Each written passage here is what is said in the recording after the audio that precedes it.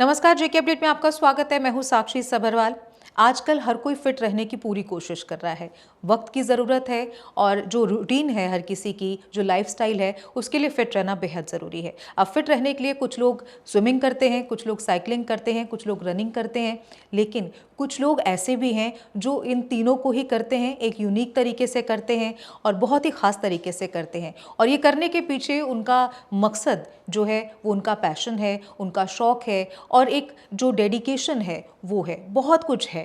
मैं आज आपको कुछ ऐसे लोगों से रूबरू करवा रही हूँ जो अलग से अपने प्रोफेशन में तो अपना नाम कमा ही रहे हैं, लेकिन उसके अलावा वो एथलीट हैं, ट्राई एथलीट हैं और अपने जो उनका जो पैशन है उसको एक नए तरह से, नए अंदाज में बयां कर रहे हैं। बहुत से लोगों को बहुत सारे मैसेजेस दे रहे हैं। ये ट्रायथलीट कौन है, क्या कर रहे हैं, क्या खास इस बार उन्होंने किया है कि उन्हें आज हमने अपने साथ यहाँ बुलाया है और आपके साथ हम रूबरू करवाने जा रहे हैं। इस समय मेरे साथ मौजूद हैं अमन गुप्ता, ट्रायथलीट हैं और हाल ही में स्पेन में एक आयरनमैन कंपटीशन हुआ है, वो जीत कर आए हैं। और ये जो ग्रुप है इस समय बहुत खुश है और यही कारण है कि आज इन्हीं से मिलवाने हम आपके लिए लेकर आए हैं। अमन सर, कार्यक्रम में आपका बहुत बहुत स्वागत है। जिस तरह से मैं अभी बोल रही थी कि ट्रायथलीट हैं आप और अभी हाल ही में जो स्पेन में आयरनमैन जो कंपटीशन हुआ है उसे जीत कर आए हैं आप। ट्रायथलॉन एक ऐसा नाम है जो शायद आम लोगों के लिए बहुत मुश्किल होगा समझना कि ये है क्या। हालांकि स्पोर्ट्स बहुत सारे हैं, लोग बहुत सारे नामों को जानते हैं, लेकिन ट्रायथलॉन थोड़ा मुश्किल लोगों को समझने में। सबसे पहले तो मैं ये जानना चाहूँगी कि ट्रायथलॉन है क्या। Ma'am, triathlon basically combination of 3 sports है, स्विमिंग, साइकिलिंग एंड रनिंग। और इसको बैक टू बैक करना होता है within some stipulated time, जो भी आपका कंपटीशन का कट ऑफ टाइम हो बेसिकली। तो नॉर्मल जो मेरे यहाँ पे जो लोग हमको देख रहे हैं, जो सुन रहे हैं, उनको मैं यही बताना चाहूँगा, 3 स्पोर्ट खेलने हैं आपको बैक टू बैक और एक कट ऑफ टाइम में इन तीनों को आपको कंप्लीट करना है। चाहे आप रुक के करें, रेस्ट लेके करें, तेज़ी से करें, जैसे मर्जी करें। यानी कि आपको तीनों ही गेम्स को करना है, एक लिमिटेड टाइम आपको दिया हुआ है, उस टाइम फ्रेम में उस गेम को पूरा करना है। तो किस तरह से ये रहता है, मतलब पहले कौन सा कवर करना है, फिर ऐसा कुछ तय रहता है? बिल्कुल तय रहता है। इसमें जो कंपटीशन होता है उसके अंदर आपको सबसे पहले स्विमिंग करनी होती है, फिर आपको साइकिलिंग करनी होती है, फिर आपको सबसे जो मुश्किल चीज़ होती है रनिंग, वो सबसे लास्ट में होती है। अच्छा। तो ये तीनों चीज़ें बनाई उन्होंने ऐसी है कि सबसे पहले आपकी स्विमिंग में आपकी एनर्जी कम हो जाए, फिर साइकिलिंग में आपकी लातें ख़त्म हो जाए और फिर लास्ट में जब आप रनिंग करते हैं तो उसके अंदर आपका फुल बॉडी चाहिए होता है, तो उसमें एनर्जी पूरी ड्रेन हुई होती है। तो ये स्पोर्ट बनाया है इसलिए, और इसी वजह से इसको एक आयरन मैन भी बोला जाता है, क्योंकि ये 3 स्पोर्ट करना बैक टू बैक 15 घंटे या 16 घंटे में ख़त्म करना एक ही दिन के अंदर, इसी वजह से ये जो लोग करते हैं तो इसको ये आयरन मैन का नाम इसको दिया गया। और जो करते हैं, जब आप इसको फिनिश करते हैं तो वहाँ पे फिनिश लाइन में आपका नाम लिया जाता है। अच्छा। वहाँ पे आपको बोला जाता है, Aman Gupta, you are an iron man. और उस टाइम जो वहाँ पे माहौल होता है वो गूज बम्स आपको देता है। इट इज़ सो इमोशनल कि आप वहाँ पे आपको लगता है कि बस दिस इज एंड, इससे अच्छा कुछ नहीं हो सकता। अच्छा, मैं जिस तरह से अभी अपने दर्शकों को भी कह रही थी और मैं आपके बारे में जो पढ़ रही थी, वो मुझे ये जानकारी मिली कि आपने स्पेन में जो ये कंपटीशन जीता है, आप जम्मू कश्मीर से तो ये 4 युवा ही थे, आप इंडिया से भी सिर्फ 4 ही थे। बिल्कुल। वो किस तरह की एक फीलिंग थी वहाँ? जब क्या हुआ कि जब हमारा स्विमिंग सेशन स्टार्ट होने वाला था सुबह 8:30 बजे, तो वहाँ पे ना सुबह 8:30 बजे से पहले वो एक मोटिवेशन स्पीच देते हैं वहाँ पर। तो that was a first of its kind for हमारे लिए भी, कि वहाँ पे पहले वो डीजे बज रहा था, नाच गाना चल रहा था, माहौल ऐसा था कि लग ही नहीं रहा था कि इवेंट के लिए आए हैं। कोई स्ट्रेस नहीं था, कोई एंजाइटी नहीं थी। माहौल उन्होंने ऐसा बनाया था। बट उसने लास्ट पे स्पीच देते देते उसने यही बोला, इंग्लिश में बोल रहा था वो, लास्ट में उसने यही बोला कि नो मैटर व्हाट हाउ, कि आप जो भी करेंगे, जब आप लाइन आप क्रॉस करोगे ना तो you will be N iron man. और वो जो आयरन मैन का ये टाइटल है ना, ये आपके लिए लाइफ लॉन्ग टाइटल है। मतलब कि आप बोलो कि अमन गुप्ता कौन है, हाँ अमन गुप्ता वो है, उसने आयरन मैन किया था। तो ये एक आपकी इंडिविजुअलिटी बेसिकली बन जाती है। आप वापस आते हैं आपके उस क्वेश्चन के ऊपर कि जब हम अपने साथ इंडिया का फ्लैग लेकर गए हुए थे, तो जब वहाँ पे वो स्पीच दे रहा था तो उसने वहाँ पे सबको बोला कि I am announcing the names of top 10 countries जो इस कंपटीशन में आई हैं। तो ऑब्वियसली हमारा नाम तो था नहीं उसके अंदर, बट हमने अपना फ्लैग रेज किया वहाँ पर। फिर उसने वहाँ पे अनफॉर्चुनेट हमको बताया है कि फ्रॉम इंडिया, तो जितने भी 1500 लोग वहाँ पे खड़े थे तो किसी ने कुछ नहीं बोला, तो सिर्फ हम ही 4 लोग थे और मेरे साथ मेरी वाइफ थी और अर्चित के साथ भी उसकी वाइफ थी। We were the 6 people present there only with the Indian flag. और जब हमने फिनिश किया, जैसे मैंने पहले भी बोला, जब फिनिश किया तो we finished with the Indian flag carrying with our on our back. तो फिर उन्होंने वो वहाँ पे they said representing India, Aman Gupta you're an iron man. तो दैट वो उस फीलिंग को नहीं आप कंपेरिजन नहीं कर सकते कि भाई क्या कर लिया वहाँ पे, दैट इज अनमैचेबल।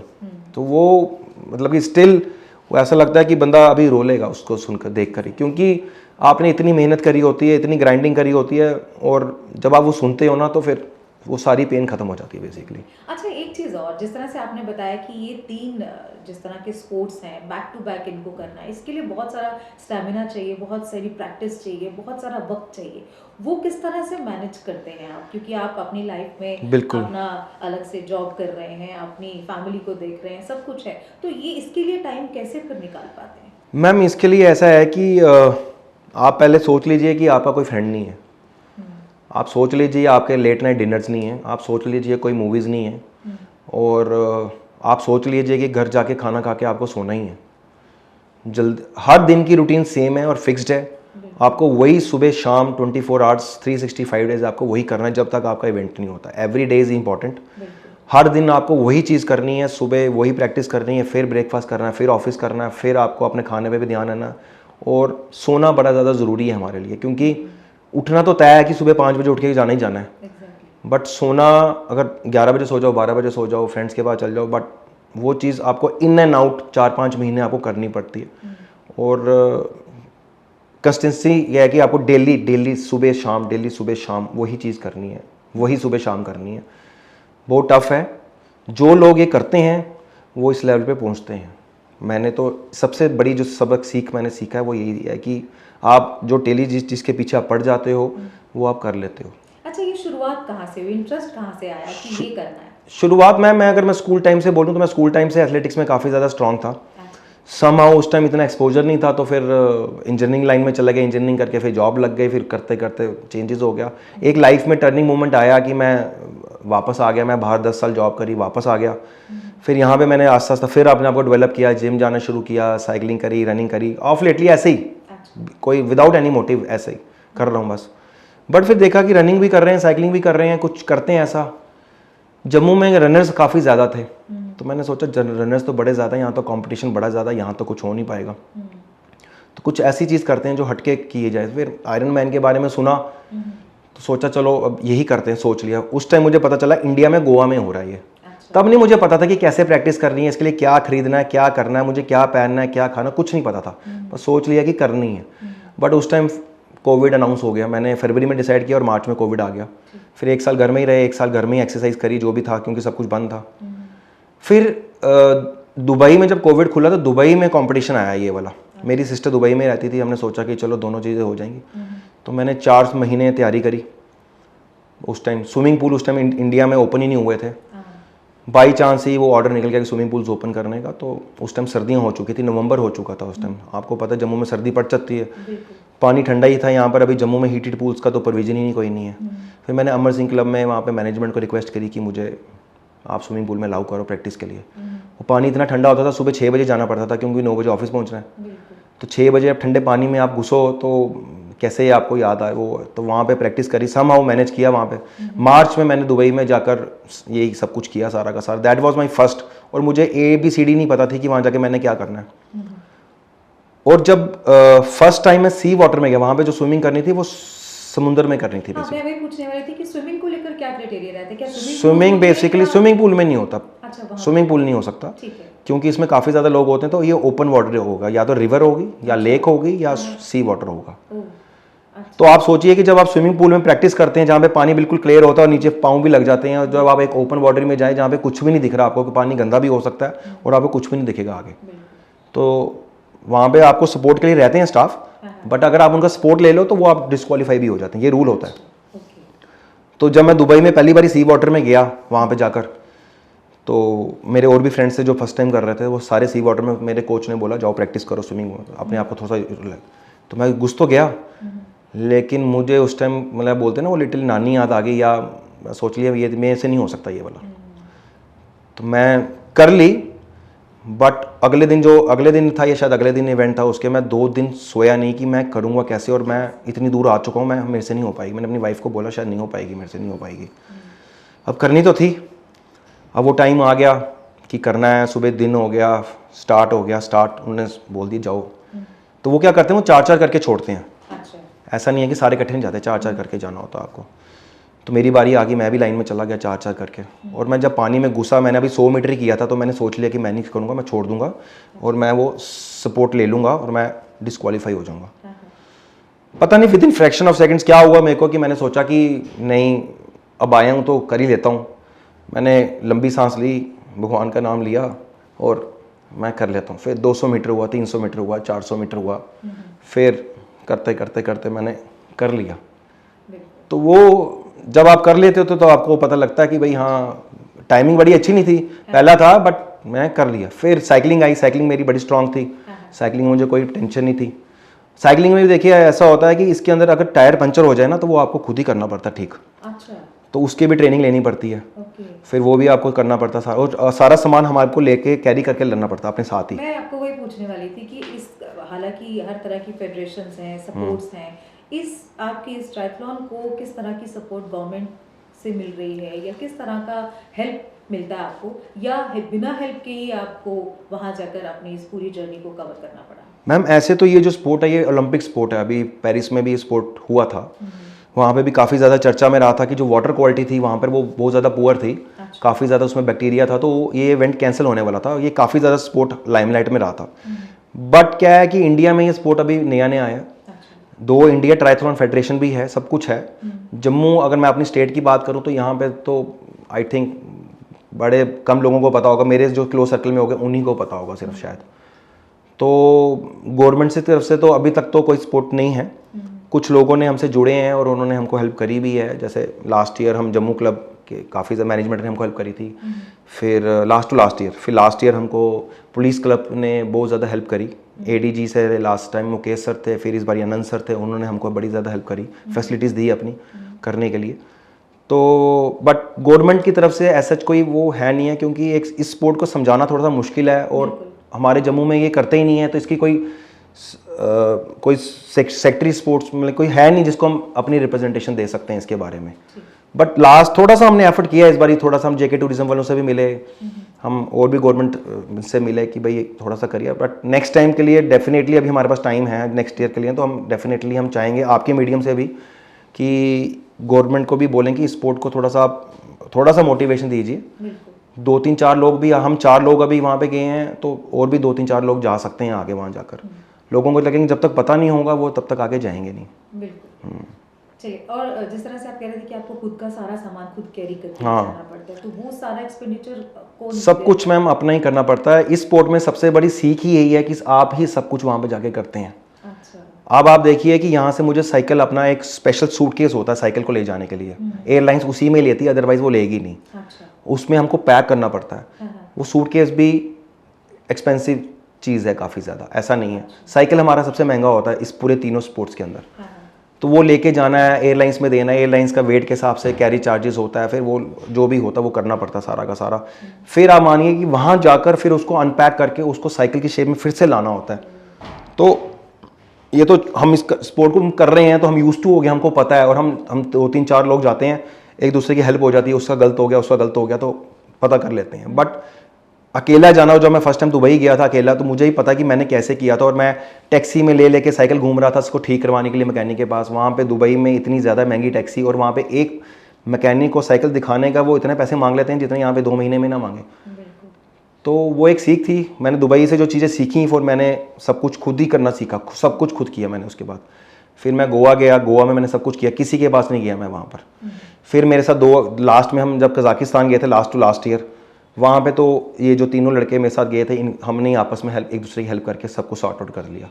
और टच वुड, जब इस बार हम स्पेन गए, हमको कोई दिक्कत नहीं आई, कोई साइकिल, हमारे सब कुछ ओके थे। हमने रूम के होटल कमरे से बाहर निकाला, साइकिल अनपैक किए, टेस्ट ड्राइव करी उसकी और वापस आ गए। तो वही है कि प्रैक्टिस से इंसान सीखता रहता है, लर्निंग होती रहती है। हर एक जब भी आप नई जगह पे जाते हैं वो आपको नई नई जगह सिखाता है बेसिकली। तो नेक्स्ट ईयर का भी हम टारगेट बना रहे हैं। लास्ट में एक सवाल और अमन, क्योंकि आपके बाकी साथी भी हैं, उनसे भी बात करनी है हमें। लास्ट में ये शुरुआत आपसे हुई थी, या आप ये तीनों की दोस्ती कहाँ से शुरू हुई? एक्चुअली मैंने ही सबसे पहले स्टार्ट किया था। तो I was the first person from JNK बोल सकते हैं, या उस टाइम JNK ले भी बोल सकते हैं, कि जिसने ये आयरन मैन इवेंट किया था उस टाइम। तो उस टाइम मैंने हाफ आयरन मैन किया था। हाफ आयरन मैन की होता है कि भाई ये सारे डिस्टेंसेस हाफ होते हैं। तो फिर उसके बाद अर्चित मेरे साथ जुड़ा। अर्चित सेड कि I will go with you for Goa. तो मैं और अर्चित फिर हम गोवा गए इकट्ठे। और जो बाकी सावन एंड सुकरण है, सावन और मैं हम पहले से प्रैक्टिस करते करते थे, बट उसका वो मोटिव नहीं था। बट जब मैं दुबई और गोवा करके आया, वो कहता नहीं भैया अगली बारी मैं भी आपके साथ चलूंगा। एक्चुअली प्रॉब्लम क्या है कि ना, इस इवेंट की रजिस्ट्रेशन कॉस्ट इतनी ज़्यादा महंगी है, इसके अंदर लॉजिस्टिक काफ़ी ज़्यादा इन्वॉल्व है। हर बंदे को समझाना पड़ता है। ऐसा नहीं है कि भाई कर लिया सूटकेस बांधा तो चल पड़े, ऐसा नहीं है इसके अंदर। इसके लिए आपको मेंटली और फिजिकली काफ़ी ज़्यादा फिट होना पड़ता है, तभी आप अब जा सकते हो। और आपको काफ़ी मेंटली प्रिपेयर होना पड़ेगा कि भाई मैं एक टफ इवेंट के लिए जा रहे हो और एक नई कंट्री में जाते हो जहाँ पे आप किसी को कुछ नहीं जानते हो, कोई कंफर्ट जोन नहीं है आपका, सिर्फ आप ही आप हो वहाँ पर। सब कुछ आपको खुद ही मैनेज करना अपने को वहाँ पर। उम्मीद करेंगे अमन की इस चीज को गवर्नमेंट भी अच्छे से देखे, लोग भी अच्छे से पहचाने, कम से कम एक पहचान जरूरी है। मैं भी यही बोलना चाहूँगा कि ये स्पोर्ट लोगों को पता चल जाए, ये स्पोर्ट क्या है, वही हमारे लिए काफ़ी है। चले आपके बाकी बिल्कुल जो साथी हैं उनसे भी बात करते हैं, थैंक यू सो मच, जानते हैं कि उनका एक्सपीरियंस। बिल्कुल ma'am, thank you so much. अभी हमने अमन गुप्ता से बात की और अब उनके एक और साथी अर्चित पुरी से बात करेंगे। ट्राइएथलीट हैं, ये भी उन्हीं के साथ थे। इनमें भी वही जज्बा है, वही पैशन है और अपने फील्ड से अलग इनमें भी वही कुछ बातें हैं, वही सब चीज़ें हैं जो हमने अभी अमन जी से पूछी। अब अर्चित जी से पूछते हैं कि बेसिकली इनका इंटरेस्ट इस पे कैसे आया और ये अपने टाइम शेड्यूल को किस तरह से मैनेज करते हैं इस पैशन को जिंदा रखने के लिए। सर, कार्यक्रम में पहले तो आपको बहुत स्वागत है। Thank you so much. मेरा भाग्य अच्छा है जो आप लोग हमारे स्पोर्ट को प्रमोट कर रहे हैं अपने चैनल के थ्रू, एंड साथ के साथ हेल्थ भी प्रमोट कर रहे हैं, क्योंकि आजकल युवा बड़े बहुत बिजी रहते हैं, बट अपने सेहत का ध्यान रखना बहुत इम्पोर्टेंट है। तो उसी को लेते हुए मैंने भी, जैसे आपने क्वेश्चन किया कैसे पढ़ा, तो मैं भी मतलब आई एम अ बिजनेसमैन। तो मैं बिज़नेस करता हूँ और उसके साथ घर के काम करने होते हैं, गृहस्थी का काम है, बिज़नेस का काम है, तो टाइम नहीं निकल पाता। तो उसी को सोचते सोचते एक बार मतलब मेरा इतना वेट बढ़ गया कि मैं कुछ 100 किलोज के अराउंड हो गया। एंड कोविड आ गया, तो कोविड में काम भी बंद हो गया, सब बंद हो गया। तो कोविड में कहते हैं कि 3 चीज़ें होती थी, या तो आप क्या से मॉन्क बन जाते थे या ओल्ड मॉन्क बन जाते थे, ठीक है। तो या तो पूजा पाठ करने लग सकते हो, टीवी कितना ही देख सकते हो, और घर बैठे बैठे बोर हो रहे थे। और मैं इतना मोटा और हो गया था कि मेरा भाई एक दिन मेरे पास आया, उसने मुझे बोला भैया आप ऐसे दिखते हो और मेरे लिए आप ऐसे नहीं हो, क्योंकि आप बचपन से फिट रहे हो। तो उसी वक्त मेरे मन में एक चाह जागी कि यार ये तो वाकई में मैं बहुत अनहेल्दी हो गया हूँ। तो डिसाइड किया कि कुछ पतले नहीं होना, कुछ करना है कुछ। और मेरी लाइफ में ऐसे है कि मैं हमेशा ना कोई ऐसी चीज़ चाहना चाहता हूँ कि जो ऐसे लगे कि मुकाम तक नहीं पहुँच सकती, क्योंकि ऐसे ही गोल रखने में मज़ा आता है। क्योंकि अगर आप मांगोगे कि यार मैं छोटी चीज़ मांगोगे तो आप पा लोगे, अच्छा लगता है, बट अगर ऐसी कोई बड़ी चीज़ मांगोगे और उसके पीछे पड़े रहोगे तो उसको पाने में जो खुशी मिलती है ना, वो और ही बात है। तो उसी तरीके से मैंने डिसाइड किया अगर फिट होना है तो फिटनेस का नंबर 1 अचीवमेंट पॉइंट क्या है, या हिंदी इंग्लिश में एक वर्ड है एपिटोमे क्या है। तो मैंने सोचा कि उसका सबसे ऊपर वाला मुकाम जो है वो क्या हो सकता है, उसकी सोच ढूंढने लग गया मैं। तो मैंने देखा कि मेरी लाइफस्टाइल और मेरे एज में मैं कौन सा स्पोर्ट पकड़ सकता हूँ। तो ट्रायथलॉन एक ऐसा स्पोर्ट है जिसमें 3 ऐसी चीज़ें हैं जो बड़ी आसानी से आदमी कर सकता है। आसानी से मतलब भागना है, भागने के लिए तो आप जूते पहनो चले जाओ, कोई टेंशन नहीं। साइकिलिंग करनी है, साइकिल बच्चे के पास होता है, तो आप करके साइकिलिंग स्टार्ट कर सकते हैं। स्विमिंग एक थोड़ा सा चैलेंज है जम्मू में, क्योंकि जम्मू में हर फैसिलिटीज़ इतनी नहीं है। और बट कहते हैं ना कि अगर किसी चीज़ को चाहो इतना ज़्यादा तो शिद्दत से चाहो तो पूरा मकाम तुम्हारी मदद करता है। तो मेरे साथ भी कुछ ऐसा ही हुआ। मुझे स्विमिंग नहीं आती थी और मैंने पर मन में ये ठान ली थी कि करना है। तो क्योंकि मैंने डिसाइड किया था कि मैं ट्रायथलॉन करूँगा, तो मैं सोच में निकल गया। पर कहते हैं ना जैसे जब तक आपको पता नहीं चलता किसी चीज़ के बारे में, उस चीज़ दिखती नहीं है। तो अचानक ही मेरे साथ मुकेश सर हैं जो पहले हमारे साथ यहाँ पुलिस में होते थे, एडीजीपी थे पहले, एंड बाय चांस मुझे किसी जगह पे वो मिल गए और मुझे भी नहीं पता मैंने क्यों उनसे बोला कि मुझे ना आयरन मैन करना है। एंड फिर उन्होंने बताया कि आयरन मैन वैसे तो लोगों को पता ही नहीं होता पर उनको पता था। अच्छा। तो उन्होंने बोला अच्छा बच्चे तेरे को क्या प्रॉब्लम है, मैं किस चीज़ में आपकी हम मदद कर सकते हैं, क्या हुआ। मैंने बोला मुझे स्विमिंग नहीं आती और ना यहाँ पे जगह है स्विमिंग करने की। तो द पुलिस हेल्प्ड अस कि उन्होंने हमारे को बोला कि जो उनके जिमनेजियम में स्विमिंग पूल है और वहाँ नेशनल कोचेज़ हैं। तो उन्होंने हमें स्विमिंग सिखाई और उनकी आज मैं बहुत आभारी हूँ हमारी पुलिस फोर्स के लिए जो उन्होंने हमारे को ये फैसिलिटी सीखनी पड़ी और मैंने स्विमिंग सीखी। और कहाँ मैं स्विमिंग आती नहीं थी और कहाँ हम अब 4 किलोमीटर स्विम भी कर पाते हैं। तो इस तरीके से मेरी जर्नी स्टार्ट हुई थी। थोड़ा थोड़ा करते करते मेरा वेट कम हो गया। आज मैं एक अच्छे BMI में हूँ और I think I am a fit person जो मैं इतना ज़्यादा कर सकता हूँ। आई थिंक अमन भाई ने मेरे से पहले अगर इंटरव्यू दिया है तो ही मस्ट हैव सेड कि ये करना पागलपन है। बिल्कुल। क्योंकि पागलपन इसलिए है क्योंकि कोई भी नॉर्मल इंसान मैराथन भाग लेता है तो अपने सोचता है बहुत बड़ी अचीवमेंट है। तो मैंने कहा ना कि मैं ऐसी चीज़ चाहता था जो इतनी बड़ी हो, जो मैं करने के बाद इतनी सेटिस्फैक्शन हो। तो उसी माध्यम से मैं 3 मैराथन एक टाइम पे कर रहे हैं। हम 4 किलोमीटर स्विम करते हैं, वो अपने आप में ही एक फुल इवेंट है। अगर हम 180 किलोमीटर करते हैं, अगर हम 180 किलोमीटर साइकिलिंग करते हैं तो 180 किलोमीटर साइकिलिंग का मतलब है यहाँ से पालमपुर जाना। और रनिंग करना यहाँ से 42 किलोमीटर मतलब है कि यहाँ से अगर हम आरसपुरा जाएंगे और वापस आएंगे तो अप्रॉक्सीमेटली 42-43 किलोमीटर्स हो जाएंगे। तो इतना ज़्यादा बैक टू बैक करना, वो भी मैं जब लोगों को कहता हूँ ना तो वो कहते हैं क्या क्या बीच में रेस्ट होता है। मैंने बोला नहीं, रेस्ट नहीं होता। तो ये रीज़न था मेरे करने का। अच्छा, एक चीज़ और, जिस तरह से अभी आपने भी कहा कि बैक टू बैक, और अमन भी जिस तरह कि बैक टू बैक 3 इवेंट्स, 3 अलग अलग स्पोर्ट्स जो हैं वो होते हैं, पागलपन वाली बात भी लोग कहेंगे इसको। इसी स्पोर्ट्स की तरफ क्यों ध्यान दिया? अलग अलग भी तो 3 थे या और भी स्पोर्ट्स थे, आजकल क्रिकेट को लेके तो वैसे ही बहुत ट्रेंड है, तो इसी के पीछे क्यों? एक्चुअली कह सकते हैं कि क्रिकेट एक हमारा नेशनल स्पोर्ट ये है। यहाँ पे अगर किसी को कुछ पता नहीं होता क्रिकेट के बारे में तो लंबे लंबे घंटे बात हो सकती है। तो डेफिनेटली क्रिकेट हमारा स्पोर्ट है। बट मुझे ना मेरी एक पर्सनैलिटी है कि मैं जहाँ पे मास पीछे भागता है ना वहाँ मैं पीछे नहीं जा सकता। तो मैं भेड़ चाल नहीं कर सकता। मुझे चलो हो सकता है कि अच्छा स्पोर्ट है इसलिए करते हैं, भीड़ से अलग मेरी आदत है भीड़ से अलग चलना, चाहे मैं गलत ही क्यों ना हूँ, पर मैं वो करता हूँ। तो इंडिया में क्रिकेट बहुत ज़्यादा है, बाकी स्पोर्ट्स बहुत ज़्यादा है, ट्रायथलॉन इतना नहीं है।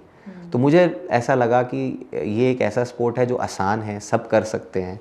और ये एक ऐसा स्पोर्ट है जो आपको जिस एज में मैं आ गया हूँ, जैसे I am in middle age, मैं कहूँगा अपने आप को, मैं 35 ईयर्स का हूँ। तो इस स्पोर्ट की पीक परफॉर्मेंस 35 के बाद होती है और इससे पहले नॉर्मली लोग करते भी नहीं हैं। और जितने भी लोग अब ज्वाइन करेंगे ट्रायथलॉन में, और जब हम ट्रायथलॉन करने जाते हैं तो उसमें थोड़ा सीनियर जनरेशन ही दिखती है आपको। वो इसलिए क्योंकि इंड्योरेंस स्पोर्ट एक मिडिल एज्ड लोगों को ही शुरू करना चाहिए। क्योंकि आप इसमें ऐसा भी होता है कि बाकी जो प्रोफेशनल स्पोर्ट्समैन होते हैं वो आते हैं और वो ज्वाइन करते हैं after their peak performance is over in their individual sports. तो जो प्रोफेशनल एथलीट्स आप देखेंगे वो पीक परफॉर्मेंस अब आके दे रहे हैं अपने बाकी स्पोर्ट्स से रिटायर होने के बाद। सो इसलिए ये स्पोर्ट अच्छा है क्योंकि मैं ये स्पोर्ट पूरी ज़िंदगी अब खेल सकता हूँ। तो ऐसा नहीं है कि क्योंकि मैं एज लिमिट नहीं है अब। तो आई हैव गॉन टू, जैसे हम आयरन मैन के लिए गए थे तो अब ये स्पोर्ट मैं देख रहा था वहाँ पे 90 ईयर ओल्ड लोग भी कर रहे थे। तो मतलब it was an exception, but I am saying 90 year old person can also do. So I see कि भाई मैं ये स्पोर्ट पूरी ज़िंदगी खेल सकता हूँ, इसलिए मैंने शुरू किया। ठीक है। अच्छा, इसका स्कोप इंडिया में कैसा आपको लगता है? देखो, इंडिया में ट्रायथलॉन जो है वो बहुत ग्रो कर रही है। एंड हमारे ट्रायथलॉन इज ओलंपिक स्पोर्ट। तो ओलंपिक स्पोर्ट होने की वजह से इसकी थोड़ी बहुत अंडरस्टैंडिंग है। बट क्योंकि हमारे कंट्री में जब तक सेलिब्रिटीज़ उसको इंडोर्स नहीं करते तब तक वो चीज़ फलती नहीं है यहाँ पे। उसी तरीके से अब मेरी एक सोच है कि अभी ना एक मूवी आ रही है विजय 69, वो अनुपम खेर जी कर रहे हैं, जिसमें वो दिखा रहे हैं कि वो एक ओल्ड सीनियर सिटीज़न है और वो सब माइंडसेट को तोड़ के एक सीनियर सिटीजन होते हुए वो अपनी फिजिकल कैपेबिलिटी को इतना इंप्रूव करते हैं कि वो एक आयरन मैन कंप्लीट करते हैं। तो मेरी फीलिंग ये है कि हमारे छोटे मोटे काम से जो हम छोटा मोटा आपके थ्रू प्रमोट कर रहे हैं हमारा स्पोर्ट, या जो ये मीडिया की जब ये आ जाएगी फाइनली, तो उस टाइम पे बूम होगा। तो आई एम एक्सपेक्टिंग कि बहुत अच्छा आगे होगा। आयरन मैन कंपटीशन जीतने के बाद किस तरह का फील आप करते हैं? सो मैं आपको एक चीज़ बताता हूँ, आयरन मैन कॉम्पिटिशन आपको बहुत कुछ सिखाता है। वो इसलिए क्योंकि आयरन मैन की जब आप ट्रेनिंग शुरू करते हैं ना, तो आप रियलाइज़ करते हैं कि ये आज रनिंग करने से कुछ नहीं होगा, कल रनिंग करने से कुछ नहीं होगा, आप उतना ही थकेंगे, पर आप कंसिस्टेंटली छोटा छोटा एक एक कदम आगे लेते जाते हैं। और जिस तरीके से वो कहते हैं ना कि हर बड़ी जर्नी या बड़ा सफ़र एक छोटे कदम से शुरू होती है, तो वो कदम ना उस टाइम जब ले रहे होते हो तब नहीं दिखता। इसी तरीके से ना आयरन मैन में भी आप जब छोटे छोटे कदम लेते हो अपने आयरन मैन गोल की तरफ, आपको वो दिखता नहीं है, बट अगर आपके मन में सोच होनी चाहिए, नहीं मैं अगर लगे रहूँगा और अगर मैं पीछे पड़े रहूँगा और मैं कंसिस्टेंटली करूँगा, मतलब ऐसे नहीं कि एक दिन किया 2 दिन किया, आप कंसिस्टेंटली 1 साल 2 साल ट्रेनिंग करते हैं, उसके बाद ही वो काम तक पहुँच सकते हैं। तो उससे आपका ब्रेन ट्रेन हो जाता है कि आज अगर आप किसी लक्ष्य के पीछे पड़ेंगे तो एक ना एक दिन वो पूरा होगा। और उसी लिए मैं कहता हूँ, अगर आपको लगता है कि आप आयरन मैन क्यों करना चाहते हैं, अगर आपको एक रीज़न चाहिए, एक वजह चाहिए, तो वो ये है कि आप अगर आयरन मैन करेंगे तो आपके मन में एक बिलीफ आ जाएगा, और वो बिलीफ ये कहेगा कि अगर मैं आयरन मैन कर सकता हूँ तो ज़िंदगी में मैं कुछ भी कर सकता हूँ।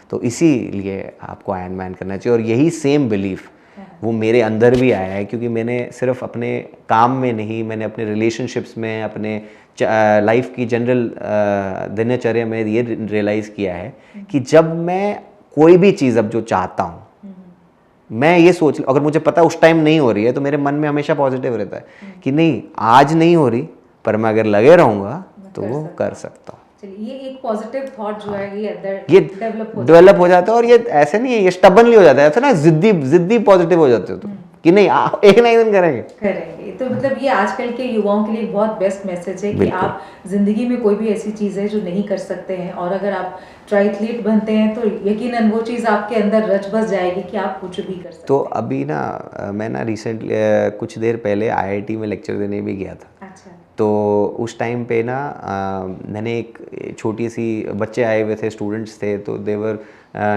फ्यूचर के लिए आगे जा रहे हैं। तो मैंने उनको यही सीख बोली थी कि अगर, और उनको भी रिक्वेस्ट की थी IIT में कि एक मैराथन नाम का एक सब्जेक्ट भी रखिए। अच्छा। क्योंकि उससे ना आदमी बहुत कुछ सीखता है। क्योंकि मैराथन में ना आप बिजनेस चलाना सीख सकते हैं। उसका कैसे, आपको जब आप मैराथन के लिए जाते हैं तो आपको कुछ नहीं पता होता आपने कैसे करना है, तो उसके लिए रिसर्च करनी पड़ती है, ठीक है। उसके बाद जब आप मैराथन के लिए सीखने जाते हैं तो आपको एक एक स्टेप लेना है। तो बिजनेस में भी ना पहले आपको एक दिन में ही सब कुछ नहीं होगा, एक एक स्टेप लेना है। आपको करेक्ट न्यूट्रिशन लेना है, आपको करेक्ट एक्सरसाइजेस करनी है, करेक्ट रेस्ट करना है, टाइम पे उठना है, तो एक डिसिप्लिन आ जाता है। और इसी से जब मैं एज अ बिजनेसमैन ये मैंने रियलाइज़ किया है कि बिजनेसेस डोंट फेल अगर आप डिसिप्लिन अप्रोच रहेंगे और एक साइंटिफिक तरीके से जाएंगे। May be you will not make an insane amounts of money, but your business will become successful अगर आप डिसिप्लिन रहते हैं और आप पूरी रिसर्च से काम करते हैं और सही तरीके, आपका प्रोडक्ट सही होता है। तो ये मैराथन में भी यही सिखाया जाता है, discipline, correct research and response, and end of the day आप वो आपके माइंड में आ जाता है। जैसे मैंने आयरन मैन बताया, अगर आयरन मैन नहीं कर सकता आदमी तो मैराथन कर ले। चलिए, ये एक बहुत पॉजिटिव मैसेज है आजकल के यूथ के लिए कि आप कुछ भी अगर करते हैं तो वो, अगर आपके मन में सीरियसनेस है, आप अगर पॉजिटिव एटीट्यूड रखते हैं, पेशेंस है, तो आप कुछ भी अचीव कर सकते हैं। बिल्कुल बिल्कुल सर, जिस तरह से अमन से बात हुई, आपसे हुई, अब मुझे आपके तीसरे साथी से भी बात करनी है और उनसे भी जानने की कोशिश करूंगी कि किस तरह का उनका भी ये एक्सपीरियंस रहा, किस तरह से आप जुड़ते रहे। बट एक लास्ट में आपसे पूछना चाहूँगी कि आपका ये ग्रुप बना कैसे, आप आपस में मिले कैसे? सो ऐसे है कि कहते हैं ना कि वाइब्रेशंस, सिमिलर वाइब्रेशंस एक दूसरे को खींचती रहती हैं। तो जब मैंने ये स्टार्ट किया था तो उस टाइम पे मैं अकेला ही था, मुझे पता नहीं था। एंड कोविड में क्या है कि सब लोग ही एक्सरसाइज में कोई ना कोई हम अच्छे लोग जो हैं, कुछ लोग जो भी है, बट एक्सरसाइज में काफ़ी लोग गए थे। तो हमने साइकिलिंग स्टार्ट की और साइकिलिंग करते करते रैंडमली मैंने रियलाइज़ किया कि नहीं, ये भी लोग इसी चीज़ों में इंटरेस्टेड हैं। तो बातों ही बातों में पता चला कि नहीं, तुम भी क्यों नहीं कर लेते ये। तो मैंने स्टार्ट की, पहले अमन गुप्ता ने स्टार्ट किया, mister Aman Gupta. Then I joined with him, Aman भाई के साथ मैं गया। फिर हमने पहले इवेंट किया, फिर जब एक साथ एक हो जाता है फिर दूसरा साथी भी जुड़ गया। And that's why actually we are 4 people who had gone to Spain. तो पहले मैं अमन भाई के साथ हम गए, गोवा गए। फिर जब गोवा गए उसके बाद कज़ाकिस्तान जाना था, फिर हमारे साथ और लोग जुड़ गए। तो उसी तरीके से अब अब ऐसी कम्युनिटी बन गई है कि अब और लोग हमारे साथ आ गए। आज हमारे पास कुल हमारे स्पोर्ट्स क्लब में 15 लोग ज्वाइन हो गए हैं जो प्लान कर रहे हैं जाने के लिए। तो होपफुली ऐसे ही चलते रहा तो we will be a big group. चलिए, उम्मीद करते हैं कि आप फ्यूचर में भी आपका ये जो स्पोर्ट्स जिससे आप जुड़े हैं, एंड्योरेंस स्पोर्ट्स, ये बेहतर हो, बहुत सारे लोग जुड़े और आप जो पॉजिटिव मैसेज इस समय सोसाइटी में दे रहे हैं वो पॉजिटिव मैसेज और ज़्यादा फैले। बिल्कुल, से नो टू ड्रग्स एंड से यस टू लाइफ। चलिए, अब आपके तीसरे साथी से भी बात कर लेते हैं और जानते हैं कि उनका किस तरह का। ठीक है, थैंक यू मैम। तो अभी आयरनमैन कंपटीशन विनर्स 2 से तो हम आपकी बात करवा चुके हैं। इनके तीसरे साथी इस समय हमारे साथ हैं। बहुत ही यूनिक सा नाम है इनका, सुकरण राज शर्मा। ट्रायथलीट हैं और जिस तरह से अभी अमन और अर्चित ने अपनी जो अनुभव थे वो साझा किए, वो मैं सर आपसे भी पूछना चाहूंगी। सबसे पहले कि जिस तरह से अमन ने कहा, अर्चित ने भी कहा कि ये थोड़ा पागलपंती वाला बिल्कुल स्पोर्ट्स है, ट्रायथलॉन लोग बड़ा कम जानते हैं इसके बारे में। जिस तरह से आपका एक यूनिक सा नाम है, आपको देख के थोड़ा सा किस तरह से ये थॉट बना कि मुझे इसी के साथ जुड़ना है? देखो, मैं अर्चित और अमन भैया की बात से बिल्कुल सहमत होता हूँ कि एक बिजनेसमैन का वैसे शेड्यूल बड़ा बिजी रहता है। बिल्कुल, आप बिजनेसमैन हैं। नहीं, जब मैं इस स्पोर्ट्स में पढ़ा तब मैं बिजनेसमैन नहीं था। अच्छा। तब मैं एक स्टूडेंट था। और तब ड्यूरिंग ये स्पोर्ट में जब मैं पढ़ा, तब ड्यूरिंग कोविड के टाइम पे 2021 की बात है, तब एक्चुअली मैं बड़ा मोटा था। पहले मैं 97 kgs था। तो वैसे ही मैं अपनी बॉडी से बड़ा तंग था कि बड़ा मोटा हूँ, खाते रहता हूँ, कुछ एक्टिविटी नहीं है इतनी लाइफ में, फिजिकल फिटनेस नहीं है, तो जल्दी थक जाता हूँ, कोई मोटिवेशन नहीं थी। तो जब कोविड आया तो कुछ करने को था नहीं। तो मेरे नेबर्स में 2-3 दोस्त थे, तो सारे हम साइकिलिंग करते थे। तो उन्हीं दौरान हमने साइकिलिंग करने स्टार्ट कर दी। मैंने अपने ग्रीन बेल्ट में ही साइकिलिंग की अपने घर के पास। तो एक दोस्त मेरा था, तो वो कहता कि वो मुझे मिला शाम को, तो मैंने कहा तू आ गया साइकिलिंग करके? कहता हाँ। तो वो कहता मैंने कहा तू कहाँ गया था साइकिलिंग करने? कहता मैं छन्नी से हो गया। तो मैंने कहा तू छन्नी से हो गया साइकिलिंग करके इतनी दूर? तो मेरे लिए वो भी बड़ा दूर लगता था उस टाइम। तो मैंने भी साथ साथ साइकिलिंग की शाम को। फिर हमारा जब कोविड था तो रश तो होता नहीं था सड़कों पे, ट्रैफिक होती नहीं थी। तो फिर हमने सुबह उठना स्टार्ट कर दिया, शाम को नहीं किया, सुबह उठने की रूटीन बना दी एक। फिर वो एक रूटीन जब बन जाती है फिर आपको मज़ा आने लगता है। फिर आपको ये नहीं लगता कि आप कुछ वर्कआउट करने उठ रहे हो। हमें लगता था कि हम मज़े करने के लिए उठ रहे हैं, फ़न होता है, मतलब सुबह साइकिलिंग करेंगे तो बातें गप्पे शप्पे मारेंगे, साथ में मज़ा आएगा। तो वो एक रूटीन बन गई। तो जब वो रूटीन बन जाती है फिर आपको मज़ा आता है। फिर आप मतलब और कुछ करने को होता नहीं है शाम को, तो हम सोचते हैं साइकिलिंग करेंगे, ऊपर सोना ही था। कोविड में कुछ काम था नहीं, तब जस्ट मैंने अपनी इंजीनियरिंग कंप्लीट की थी, तो उन दिनों में कुछ काम था नहीं। तो सुबह हम जाते थे साइकिलिंग करते थे 30-20 किलोमीटर के। स्टार्ट में मैंने 20 साइकिलिंग की, 20 किलोमीटर, उसके बाद 30 की, फिर ऐसे 40। फिर संडे आता तो संडे हम लॉन्ग राइड्स करते थे 50-60 किलोमीटर। तो ऐसे ऐसे करते हम मेरा स्टैमिना बढ़ता गया। तो मैंने मेरे फ्रेंड्स ने हमने कंटिन्यू रखा ये सिस्टम। मतलब कोविड 2 साल कोविड रहा तो हम साइकिलिंग करते रहे, मतलब रोज़ डेली साइकिलिंग करती रहनी। तो उन्हीं दौरान जब इवेंट्स आते थे कोई जम्मू में, जैसे कोई रनिंग इवेंट आ गया, तो रनिंग इवेंट्स में भी, मैराथन में भी पार्टिसिपेट करना स्टार्ट कर दिया। तो जब फिर मेरी मुलाकात इनसे, अमन भैया से हुई उन दिनों में, तो फिर अर्चित भैया भी, हम सारे घर हमारा सारा आसपास ही सबके, सारे हम गांधीनगर वहीं ग्रीन बेल्ट ही रहते हैं। तो तब सब रोज़ मिलना स्टार्ट हो गया। फिर हमने सारे इकट्ठे राइड्स करना स्टार्ट कर दी। तो फिर अमन भैया ने पहले आयरनमैन किया था, तो इनको हमेशा मैं सोचता था कि इन्होंने किया तो मैं भी कर पाऊँगा, कभी नहीं कर पाऊँगा कुछ। तो घर वालों ने बड़ा सपोर्ट किया कि मैंने उनको कहा कि मैंने भी ऐसा कुछ करूँगा। तो उन्होंने कहा हाँ बिल्कुल, अगर तू चाहता है तो कर ले, जो भी है कर सकता है। तो तब मुझे स्विमिंग नहीं आती थी इतनी, मतलब आती थी स्विमिंग, मतलब वो सिर्फ जो मतलब डूबने वाली कि डूबने से बच जाऊँ वैसी स्विमिंग आती थी, शो किया वाली स्विमिंग आती थी। तो कभी मैंने ऐसे प्रॉपर स्विमिंग लैप्स नहीं इतने किए थे, कॉन्टीन्यूटी में 1-2 मतलब 1-2 किलोमीटर स्विमिंग नहीं आती थी, इतनी नहीं आती थी, स्टैमिना नहीं था तो प्रैक्टिस भी नहीं थी। तो फिर मुझे मेंबरशिप मिली, मुकेश सिंह साहब थे तब ADGP, उन्होंने मुझे मेंबरशिप दी वहाँ पे अपने पुलिस क्लब में। मैंने स्विमिंग स्टार्ट की वहाँ पे, बड़े अच्छे वहाँ कोच है एक जो सिखाते हैं, उन्होंने मुझे अपनी गाइडेंस में स्विमिंग सिखाई। तो बड़ा अच्छा मैंने स्विमिंग को भी मतलब अपनी रूटीन में ऐड कर दिया। साइकिलिंग रनिंग तो मैं करता था, तो मैंने स्विमिंग भी स्टार्ट कर दी। तो जब स्विमिंग में भी इतना स्टैमिना बन गया, रनिंग में भी इतना स्टैमिना बन गया, साइकिलिंग में भी इतना स्टैमिना बन गया, तो फिर मेरे को लगा क्यों ना एक ट्राई दिया जाए। तो अमन भी ने बोला कि ऐसे ऐसे इवेंट आ रहा है कजाकिस्तान में, तू चलेगा, तू बता। तो इन्होंने बोला कि कर ले उसकी रजिस्ट्रेशन। मैंने घर पे भी बात की कि ऐसे है, जाने का मन है, तो घर वाले कहते हैं अच्छा ठीक है। घर वालों ने पूरा सपोर्ट किया, तो मैंने रजिस्टर करा दिया। तो फिर अच्छा हो गया, वहाँ गए, आयरन मैन कर लिया। हाफ आयरन मैन था मेरा फर्स्ट, मतलब 70.3 आयरन मैन, वो मैंने किया। अच्छा हो गया, बड़ा मज़ा आया, बड़ी खुशी मिली अंदर से कि कुछ अचीव किया ज़िंदगी में, मतलब अपना पैशन फॉलो किया। तो उसमें पैशन में भी इतना एक्सेल कर दिया आगे, तो एक अलग सी एनर्जी आती है, एक स्पार्क, अलग सी खुशी होती है, तो मज़ा आता है। मतलब तो ये एक सक्सेस मिलने के बाद फिर अगली सक्सेस का वेट होता है और फिर और लेके आप बिल्कुल कोशिश करना शुरू कर देते हैं। फिर आप मेंटली इतने स्ट्रांग हो जाते हो कि आपको पता है कि आप कर लोगे। जब आप एक चीज़ कर लेते हो फिर आपको होता है कि अगली चीज़ भी आ जाएगी तो मैं कर ही लूँगा। तो अच्छा, मैंने सुना है कि ये एक्सपेंसिव स्पोर्ट्स भी माना जाता है, बिल्कुल। तो किस तरह से इसे आप मैनेज करते आ रहे हो? क्योंकि एक्सपेंसिव स्पोर्ट्स है और जिस तरह से अभी अमन और अर्चित से भी बात हुई कि खास गवर्नमेंट सपोर्ट इसको लेकर है नहीं है, तो किस तरह से और युवाओं को इसके साथ जोड़ने की आप कोशिश करोगे? देखो, एक्सपेंसिव स्पोर्ट वो तब बनती है जब आप उसको एक नेक्स्ट लेवल पे ले जाते हो। जब देखो रनिंग भी, अब देखा जाए तो अगर रनिंग है, रनिंग भी कोई एक्सपेंसिव नहीं है जब तक कि आप नॉर्मल जूते पहन के रनिंग तो कर सकते हो। बट अब रनिंग को तब आप जब उसको बिल्कुल हाई एंड प्रोफेशनल की तरह लेके जाओगे तो आपको जूते भी महंगे चाहिए, आपको शॉर्ट्स भी अच्छी चाहिए, आपको जो ऊपर टॉप है उसका रनिंग टॉप वो भी अच्छा चाहिए, अब गेयर चाहिए अच्छे रनिंग के। तो हर स्पोर्ट्स को जब आप नेक्स्ट लेवल पे ले जाओ तो वो ऑटोमेटिकली एक्सपेंसिव हो जाती है। तो ये स्पोर्ट्स तो 3 स्पोर्ट्स हैं, इस स्पोर्ट में तो तीन स्पोर्ट्स हैं जो जिसमें रनिंग भी है, साइकिलिंग भी है और स्विमिंग भी है। तो आपको तीनों स्पोर्ट्स का बेस्ट इक्विपमेंट लेना पड़ता है, गियर, अगर आपको अच्छा करना है तो इसमें सबसे एक्सपेंसिव तो साइकिल ही है जो स्पोर्ट में होता है।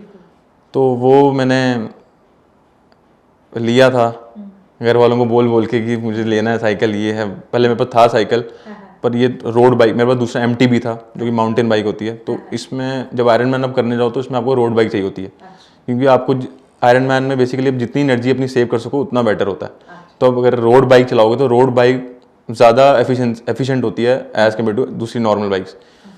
तो क्योंकि इसके पतले टायर्स होते हैं, इसमें गियर की रेशो अच्छी होती है, स्पीड ज़्यादा आती है बाकी बाइक से, तो ये ऑब्वियसली महंगी होती हैं।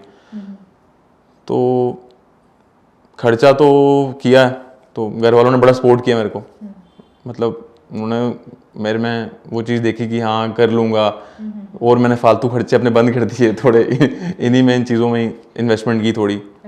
अच्छा, लोग या रिलेटिव्स हैं वो जब आपसे पूछते हैं कि आप क्या करते हो, तो किस तरह से आप फिर उन्हें समझाने की कोशिश? ट्रायथलॉन चूँकि थोड़ा सा बहुत कम सुना हुआ लफ्ज़ है, बहुत कम लोगों को इसकी जानकारी, तो कैसे मैनेज करते हो फिर उनको समझाने की कि क्या करता हूँ मैं? नहीं, मैं समझाता हूँ उनको पूरा अच्छे से कि इसमें इतना डिस्टेंस होता है, ये होता है, वो होता है, बट समझ आते हैं लोग। तो बट जैसे आपने कहा कि समझाना पड़ता है, हाँ बिल्कुल समझाना पड़ता है, क्योंकि बड़ी रेयर स्पोर्ट है J&K में, क्योंकि यहाँ पे एक तो पहली बार इंफ्रास्ट्रक्चर नहीं है ऐसा, और साथ में यहाँ पे लोग इतने अवेयर नहीं है स्पोर्ट को लेके, क्योंकि हमारे पूरे इंडिया में कहूँगा क्योंकि क्रिकेट ही है एक जो सबसे ज़्यादा खेला जाता है इंडिया में, हिंदुस्तान में क्रिकेट ही टेलीकास्ट भी सबसे ज़्यादा क्रिकेट ही होता है टीवी में, क्योंकि ये स्पोर्ट टेलीकास्ट नहीं होती यूजुअली नॉर्मल चैनल्स में इंडिया के। बाहर यूरोप में टेलीकास्ट होती है, यूरो स्पोर्ट में होती है, और ESPN में होती है ये टेलीकास्ट, पर इंडिया में सिर्फ यूट्यूब पे ही इसको देखने को मिलता है, इसका लाइव टेलीकास्ट। तो यही वजह हैं, जब अगर ये जितने ज़्यादा लोग खेलेंगे तो उस हिसाब से लोग जान पाएंगे ये स्पोर्ट क्या है, और ये स्पोर्ट अच्छी स्पोर्ट है और टाइम कंज्यूमिंग है, बट सारी स्पोर्ट्स में कहता हूँ टाइम कंज्यूमिंग होती है, क्योंकि अब जब आप किसी चीज़ में एक्सेल करना चाहोगे तो आप टाइम तो आपको देना पड़ेगा। अच्छा, शेड्यूल क्या रहता है, किस तरह से आप टाइम निकालते हैं, इसकी प्रैक्टिस तो आपको डेली चाहिए। हाँ जी, तभी आपका स्टैमिना जो है वो बना रहे। बिल्कुल बिल्कुल। तो क्या शेड्यूल क्या रहता है पूरे दिन का, प्रैक्टिस टाइमिंग क्या रहता है? प्रैक्टिस टाइमिंग हम यूजुअली सुबह ही का रखते हैं इसका। अच्छा। हम सुबह 4 बजे उठते हैं, कोई नहीं उठता है उसको भी फ़ोन करके उठाते हैं कि उठ जाओ, क्योंकि कंपनी ये भी आजकल के यंगस्टर्स के लिए 4 बजे उठना तो बिल्कुल 4 बिल्कुल बजे तो चैलेंजिंग youngsters है, आजकल सोते सोते हैं हैं, जी। बट आपको सोना भी जल्दी पड़ता है। अच्छा। मैं यूजुअली 8 o'clock डिनर कर लेता हूँ, ओह, तो मेरे घर में सारे जल्दी डिनर करते हैं, तो मैं भी स्टार्टिंग से हम जल्दी डिनर करते हैं, तो 8 बजे डिनर कर देता हूँ मैं, तो 9, 10, 11 मैक्सिमम मैं सो जाता हूँ। जब यूजुअली जब हमारा इवेंट पास होता है तो 11 बजे जल्दी सोता हूँ, क्योंकि सुबह जागना होता है, फिर अगर लेट सोएंगे तो फिर सुबह उठ नहीं पाएंगे, तो वो एक सेशन मिस हो जाएगा। तो सुबह उठते हैं 4 बजे, फिर अपनी स्विमिंग होती है, वो एक शेड्यूल होता है, उसके हिसाब से हमारा वीक प्लान होते हैं कि इस दिन क्या करना है, ट्यूसडे क्या करना है, मंडे क्या करना है, संडे क्या करना है। तो यूजुअली हमारा मंडे ऑफ होता है, तो हम संडे हमारा सैटरडे संडे हमारे लॉन्ग वर्कआउट्स होते हैं, जिसको हमने ज़्यादा टाइम देना पड़ता है। संडे हम सबसे लॉन्ग होता है हमारा, जिसमें हम ब्रिक वर्कआउट्स करते हैं। ब्रिक वर्कआउट्स हो गए जैसे हम 90 किलोमीटर साइकिलिंग के बाद 10 किलोमीटर रन कॉन्टीन्यूसली, जैसे साइकिलिंग से हम निकले वैसे ही रनिंग शूज़ पहने हम निकल के रनिंग करते हैं। तो ये यूजुअली ये रूटीन रहता है, सुबह का ही होता है हमारा।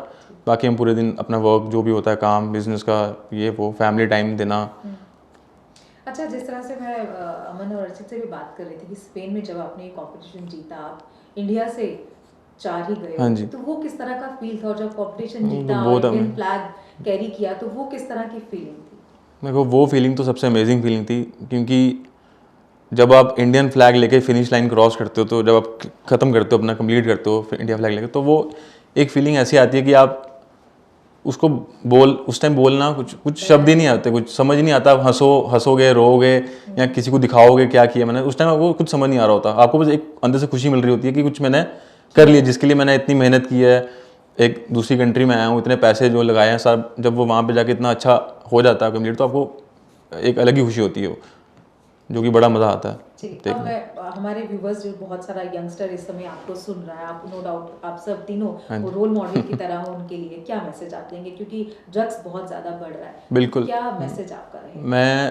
मैं यही युवाओं को, सबको, जम्मू कश्मीर के और पूरे इंडिया के यही बोलूँगा कि आप कुछ भी कर रहे हैं, पर अब एक स्पोर्ट, कोई भी स्पोर्ट अपने लाइफ में ऐड कीजिए, अपने वर्क में ऐड कीजिए, क्योंकि आप फिजिकली फिट होंगे और आप कुछ ना कुछ स्पोर्ट खेलोगे तो आपका गलत चीज़ों में ध्यान नहीं जाएगा। आप बिल्कुल, आप मतलब आपका हमेशा एक फिटनेस में ध्यान रहेगा, आपको खाना अच्छा खाओगे, डाइट अच्छी लोगे, मतलब नींद अच्छी आएगी, क्योंकि आप सुबह के थके होगे, आपने जब सुबह उठोगे वर्कआउट करोगे तो आपको ऑटोमेटिकली रात को नींद आ जाएगी, आपका कोई फ़ोन चलाने का मन नहीं करेगा, आपको नींद जल्दी आ जाएगी, आपका ध्यान गलत चीज़ों में नहीं जाएगा, तो आप बिज़ी रहोगे अपने आप को। क्योंकि आजकल जो युवा हैं फ़ोन ज़्यादा चलाते हैं और बिज़ी नहीं होते हैं, मतलब डिस्ट्रैक्टेड रहते हैं, तो इसलिए यही ये कारण है, क्योंकि उनकी लाइफ में कोई स्पोर्ट नहीं है, कोई टारगेट नहीं है। अगर कोई दूसरा टारगेट नहीं है, एक स्पोर्ट का टारगेट ही बना के चलें, तो उससे आपका बड़ी अच्छी लाइफ आपकी बेटर हो सकती है। तो मैं यही कहूँगा कि ड्रग्स, युवाओं को सबको कहूँगा कि ड्रग्स मत करिए, कुछ ना कुछ स्पोर्ट खेलिए, फिजिकली फिट रहिए, जो कि आपकी फैमिली भी उससे मतलब खुश रहेगी, और आगे पीछे लोग भी आपके मोटिवेट होंगे, आपको अंदर से खुशी मिलेगी। तो इसलिए यही कहूँगा सबको, हेल्दी और फिट रहने का स्पोर्ट्स ही एक बेस्ट तरीका स्पोर्ट्स है। है, कोई भी स्पोर्ट्स, ये ज़रूरी नहीं ट्रायथलॉन, कोई भी स्पोर्ट खेलिए, बट खेलिए। बिल्कुल, और इस समय ज़रूरत है कि लोग ट्रायथलॉन के बारे में जानें, क्या है, कैसे होती है, क्या इसकी इम्पोर्टेंस है, और अगर ट्रायथलॉन अगर कोई करता है तो वो सही मायनों में फिट और हेल्दी रह सकता है। पेशेंस तो है ही है, और लाइफ का कोई भी गोल जो है वो अचीव कर सकते हैं। सर, आप कार्यक्रम में आए, अपने अनुभव साझा किए और बहुत अच्छा सा एक मैसेज दिया। कार्यक्रम में आने के लिए आपको बहुत थैंक यू। इसी के साथ मुझे भी दीजिए इजाज़त। नमस्कार। जम्मू कश्मीर की खबरों के लिए जुड़े रहिए JK अपडेट के साथ।